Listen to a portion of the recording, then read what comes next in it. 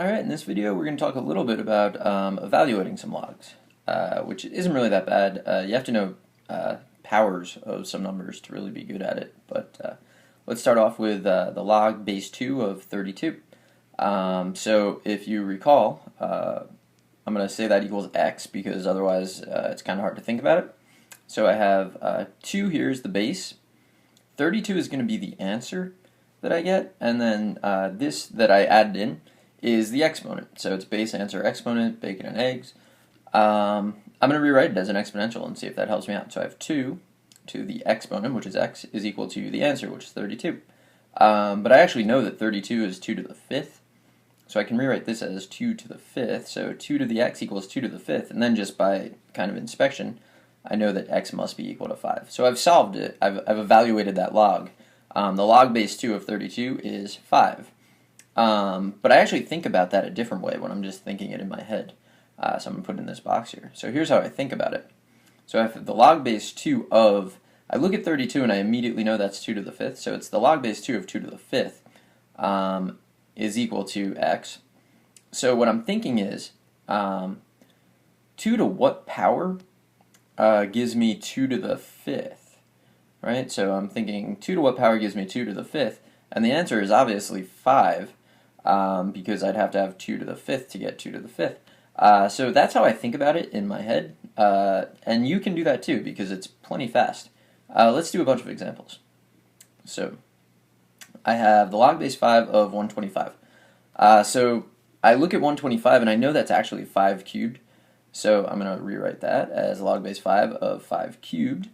And then I think, what power would I have to raise 5 to in order to get 5 to the 3rd? And the answer is definitely 3.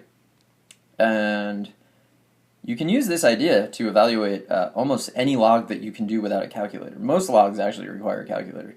But if I want to do the log of 36 in base 6, 36 is definitely 6 squared, so I'll rewrite that. Then I think, what power do I have to raise 6 to get 6 squared? Well, I have to raise it to the 2nd power. And so the answer is 2. And they can get a little more tricky. So if I have the log base 27 of 3, so now I have to think, how do I get from 27 to 3? Well, I know that 3 cubed is 27, so 3 must be the cube root of 27, so I'm going to rewrite this as log base 27 of 27 to the 1/3, so the cube root of 27. So what power do I need to raise 27 to in order to get 27 to the 1/3? I have to raise it to the 1/3 power, and I get that. This all brings me to a general rule that I can write down. So the rule is this. The log base a of a to the x is equal to x. So if I can work it out that I can rewrite whatever's in there as a to the x, then I know that the answer is just going to be x. So that's a rule, and from that rule, I'm going to get 2 facts that I think are really worthwhile to memorize.